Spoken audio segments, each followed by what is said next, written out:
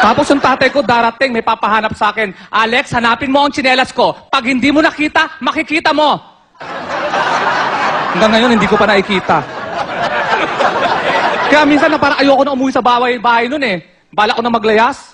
Nabalita ng tatay ko, tinawagan ako. Alex, bakit hindi ka umuwi dito? Pag hindi ka umuwi dito, papalayasin kita. Naku, di umuwi ako. Umuwi ako. Pagdating ko, sinalubong ako ng nanay ko. Sa kagaling, sa kaibigan ko lang, sumasagot ka pa! Anong ginawa mo sa kaibigan mo? Anong ginawa mo? Hindi ka makasagot, nagda-drugs ka! Siyempre po, matras na po ako, masakit na po eh! Sabi ng nanay ko, halika dito, kakausapin pa kita, hindi pa ako tapos! Halika dito! Siyempre, masunurin ako, lumapit ako, lalapit ka, lalabang ka, ha?